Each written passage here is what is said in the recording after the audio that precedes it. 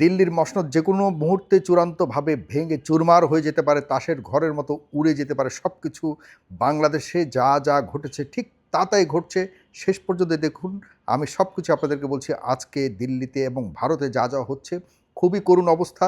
আমার ভিডিওটি শেষ পর্যন্ত দেখতে হবে। আজকে মঙ্গলবার ২১ তারিখ, ২১ জুলাই ২০২৬। আমি আপনাদেরকে যে ভিডিওটি প্রথম দেখাতে চাচ্ছি, ছোট্ট ২ সেকেন্ডের ভিডিও, সেটি আগে দেখুন, এরপর আমি আমার বক্তব্যটা শোনাচ্ছি। এটি হলো রাহুল গান্ধী। রাহুল গান্ধীকে পুলিশ কিভাবে রাস্তা থেকে তুলে নেবার চেষ্টা করছে দেখুন। দেখছেন এই পরিস্থিতি আমাদেরকে কি মনে করিয়ে দেয়? মনে করিয়ে দেয় আমাদের সেই জুলাই ২৪। আপনাদেরকে কিছু রিমাইন্ডার দিচ্ছি, কিছু বিষয়কে স্মরণ করে দিচ্ছি। এখন কি মাস চলছে? জুলাই। জুলাইয়ের কয় তারিখ? ২১ তারিখ। দিল্লিতে বা ভারতে কোন মাস চলছে? জুলাই চলছে। কোন দিন চলছে? জুলাইয়ের ২১ তারিখ চলছে। দেখুন টাইমিংটা দেখুন। আমি বলছি না সব কিছু একদম পুরোপুরি আল্লাহর তরফ থেকে যা বাংলাদেশে ঘটেছে তাই সেখানে ঘটবে, অথবা যা আমাদের এখানে ঘটেছে তাই একদম সেম টু সেম সেখানে ঘটবে। কিন্তু কিছু কিছু জিনিস মিলে যাচ্ছে, যার দেখে আমি বা ভেবে আমি খুব অবাক হয়েছি, যে কারণে আপনাদেরকে একটু শেয়ার করতে চাচ্ছি। আপনারা এই ভিডিওটিকে শেয়ার করবেন এবং সবাইকে জানান দিন যে যারা আমাদের দেশে ২৪ ঘটিয়েছিল আজকে তাদেরও ২৪ ঘটতে যাচ্ছে, মানে ২৪ না হলেও ২৬ ঘটতে যাচ্ছে। জুলাই আজকে ২১, আপনাদের মনে থাকবার কথা। একই রকম দাবি দাওয়া নিয়ে শিক্ষার্থীরা মাঠে নেমেছিল এবং শিক্ষার্থীদেরকে কি বলেছিল? শেখ হাসিনা বলেছিল, আসো তোমাদের দরজা খোলো। কোন সময়? ২০ জুলাই বা ২১ জুলাইয়ের সময়, যখন অনেক দাবি দাওয়া নিয়ে কোটা সংস্কারের বিষয়ে যখন শিক্ষার্থীরা রাস্তায় নেমেছিল, তিনি কোনো পাত্তা দেননি। তখন বলেছিল এরা রাজাকারের নাতি পুতি। আর ভারতে কি বলেছিল? ভারতের প্রধান বিচারপতি বলেছিল এরা ককরোচ, মানে তেলাপোকা। সেখানকার ছেলেদেরকে, মেয়েদেরকে, বেকারদেরকে বলেছে তেলাপোকা, যে কারণে তেলাপোকার নামেই ককরোচ জনতা পার্টি তৈরি করেছে সেখানকার জেনজি, সেখানকার বেকার শিক্ষার্থীরা, এবং সবাই এখন একত্রিত হয়েছে। বেকার আর বেকার না এরকম কোনো ব্যবধান নাই। এখন সকল ইয়াং যুব শ্রেণী যারা রয়েছে সবাই ঐক্যমতের ভিত্তিতে হাজার হাজার লাখ লাখ শিক্ষার্থীরা এখন এক হয়ে এই ককরোচ জনতা পার্টির নেতৃত্বে এখন আন্দোলন চলছে। শেখ হাসিনা কী বলেছিল? বলেছিল যে তোমরা যখন আমাদের দাবি দাওয়া নিয়ে শিক্ষার্থীরা মাঠে ছিল, ঢাকার রাস্তায় অনেক উত্তাল আন্দোলন করেছিল, তখন শেষ পর্যন্ত এসে ২০-২১ তারিখের দিকে শেখ হাসিনা বলেছিল যে আসো, তোমাদের জন্য আমার দরজা খোলা, আলোচনার জন্য আসো। আজকে নরেন্দ্র মোদী এই শিক্ষার্থীদেরকে বলেছে, আসো আলোচনার জন্য, দরজা খোলা, তোমাদের যে দাবি দেওয়া, তোমাদের যে নিট পরীক্ষা পত্র ফাঁস হয়েছিল সে নিয়ে আমরা কথা বলবো, আমি রাজি, তোমরা আসো। কি করেছে আজকে? তারা সেটিকে নাকচ করেছে, যে না, আমরা আর এটিতে থাকতে চাই না। এবার কে এসছে? কংগ্রেস নেতা, বিরোধী দলীয় নেতা রাহুল গান্ধী, প্রিয়াঙ্কা গান্ধী, অর্জুনা খার্গে, তারপরে আপনার সমাজবাদী পার্টির নেতা অখিলেশ, সবাই কিন্তু এখন রাস্তায় নেমে এসছে। কোথায় বসছে? বসছে নরেন্দ্র মোদীর বাড়ির সামনে, বাসার সামনে।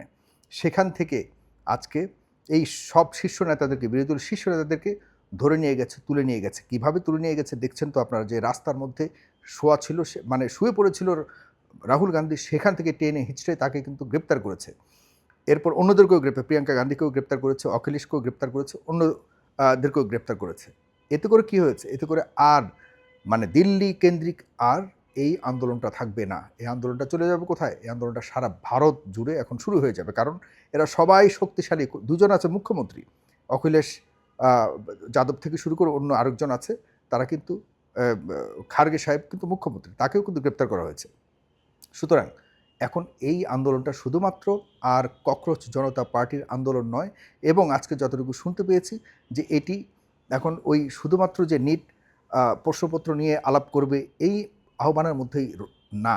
এখন যতটুকু জানতে পেরেছি যে ভারতের স্বরাষ্ট্রমন্ত্রী অমিত শাহ এবং নরেন্দ্র মোদীরও পদত্যাগ দাবি করা হচ্ছে, এবং শিক্ষামন্ত্রীর সে ধর্মেন্দ্র সাহেবকে তো অনেক আগে থেকেই তারা প্রায় মাস দুয়েক আগে থেকেই কিন্তু তার পদত্যাগ দাবি করে আসছিল, কিন্তু কোনো কথাই শুনে নাই নরেন্দ্র মোদী।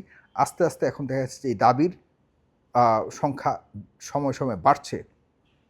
এ পরিস্থিতিতে দেখুন আস্তে আস্তে কী করছে, এই আন্দোলনটা গতকালকে সংসদ ভবন কিন্তু ঘিরে চতুর্দিকে শিক্ষার্থীরা অনেক ভাঙচুর করেছে এবং সেখানে যে ব্যারিকেড দেওয়া হয়েছিল পুলিশের হাতে, পুলিশের ভয়ঙ্কর ধস্তাধস্তি হয়েছে এবং পুলিশের লাঠিচার্জ হয়েছে, কাঁদানে গ্যাস ছেড়েছে এবং সেই দাবিতে কেন কাঁদানে গ্যাস ছেড়েছে, শিক্ষার্থীদের উপরে লাঠিপেটা কেন করেছে, সেই দাবিতে কিন্তু আজকে রাহুল গান্ধীরা রাস্তায় বসে গেছে। আর তাদের প্ল্যান কি?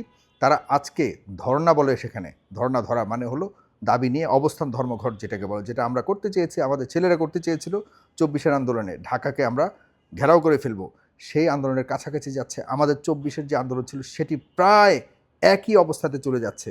এরপর কি হতে যাচ্ছে, ভাগাভাগির বা পালিয়ে যাওয়ার বিষয়টা পরে যদি হলো, না হলে হবে না। তবে বিষয়গুলি আমাদের ঢাকার ঠিক একইভাবে যা ঘটেছিল ঠিক তেমনিভাবেই প্রতিনিয়ত ঘটতে যাচ্ছে সামনে। এরপর যেই একজন শিক্ষার্থী, মেয়ে শিক্ষার্থীকে যে গতকালকে যে পিটিয়েছে, সে কিন্তু এখন প্রায় মৃত্যু শয্যায় রয়েছে। তার হয়তো মৃত্যু হয়েও যেতে পারে, আল্লাহ মাফ করুক। তবে যতটুকু দেখেছি যে তার অবস্থা খুবই অবনতির দিকে যাচ্ছে। যদি কেউ এখানে মৃত্যু বরণ করে তাহলে আন্দোলনের অবস্থা কোথায় যাবে আপনারা একবার চিন্তা করে দেখুন। অনেকে বলছে যে না, এই ভারত এত বড় দেশ, সামান্য এই আন্দোলনে কিছু হবে না। এই আন্দোলন এখন চতুর্দিকে ছড়িয়ে পড়বে, কারণ কংগ্রেস এখানে ঢুকে গেছে। এখন কংগ্রেস ঢুকে যাওয়াতে কংগ্রেসও দেখা যাচ্ছে যে ভারতের সবচেয়ে বড় পার্টি কংগ্রেস, তারা বহুবার ক্ষমতায় ছিল, তারা জানে কিভাবে আন্দোলন করতে হয়। এরপর যে যুব শ্রেণী রয়েছে তারা কিন্তু এখন আর এই বিজেপি যারা করে তারাও রাস্তায় নেমে গেছে, তাদেরও অনেক সন্তানরা রাস্তায় নেমে গেছে। তারা বলেছে যে আমরা বিগত আমলে যখনই কোনো ধরনের আন্দোলন করতে গিয়েছি, আমাদেরকে হয়তো তোমরা বাংলাদেশি ট্যাগ দিয়েছ, আমাদেরকে হয়তো চায়নার এজেন্ট বলে ট্যাগ দিয়েছ, আমাদেরকে মুসলিমদের এজেন্ট বলে ট্যাগ দিয়েছ, আমাদেরকে পাকিস্তানের এজেন্ট বলে ট্যাগ দিয়েছ। এখন আমরা আর এসব মানতে চাই না, আমরা এগুলি তোয়াক্কা করি না, আমরা মাঠে নেমেছি, আমাদের দাবি দাওয়া আমরা আদায় করেই ছাড়ব। ঠিক যেমনটি আমাদের দেশেও যখন বলেছিল শেখ হাসিনা যে তোমরা রাজাকার, তোমরা বিএনপির দালাল, তোমরা জামাতের দালাল, এগুলি বলেছিল। কিন্তু এরপর এই সব দালাল ট্যাগিংয়ের সব কিছু ঊর্ধ্বে গিয়ে আমাদের দেশে কিন্তু সন্তানেরা রাস্তা নেমেছে এবং শেষ পর্যন্ত শেখ হাসিনার পতন ঘটিয়েই ছাড়িয়েছে। খুব মিল পাচ্ছি সেই জুলাই, এখনও জুলাই, সেই জুলাইয়ের 21 তারিখ থেকে যখন আন্দোলন অনেক বেশি চাঙ্গা হয়েছিল, ওইখানেও আন্দোলন দিনকে দিন চাঙ্গা হচ্ছে। সামনের দিনগুলি এখন প্রতিনিয়ত আমাদের দেশে যা ঘটেছিল তাই আমরা দেখতে পাচ্ছি। বাংলাদেশ কিন্তু একটা মাইল ফলক ভারতের জন্য একটি বড় একটি উদাহরণ তৈরি করেছে আমাদের বাংলাদেশ, এবং বাংলাদেশকেই মোটামুটি কপি করছে ভারত। আমরা চাই ভারতের প্রধানমন্ত্রী, ভারতের সরকার, ভারতের ইন্টেলিজেন্স বা তারা যেভাবে বিভিন্ন দেশ, আশপাশের দেশকে যেভাবে মানে শোষণ করে এসব দেশের গণতন্ত্রকে নস্যাৎ ধ্বংস করে দিয়েছে, একই পেইন ভারত সরকার পাক। আপনারা খুব বেশি মানে হতাশ হবার কিছু নেই যে এরপর কংগ্রেস আসছে, কংগ্রেস তো একই কাজ করবে। নো, এবারের যে জেনজিদের উত্থান হতে যাচ্ছে, এই উত্থানের সাথে ভারতের মূল রাজনৈতিক স্তম্ভগুলো কিন্তু পরিবর্তিত হবে, আমি যতটুকু বুঝতে পারছি, এবং সেটি হওয়া দরকার।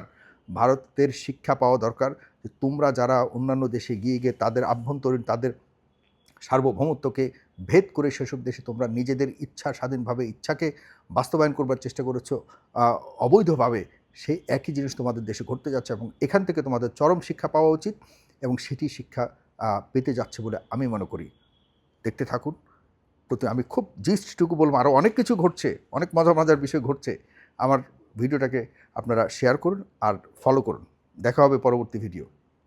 ধন্যবাদ। সালাম।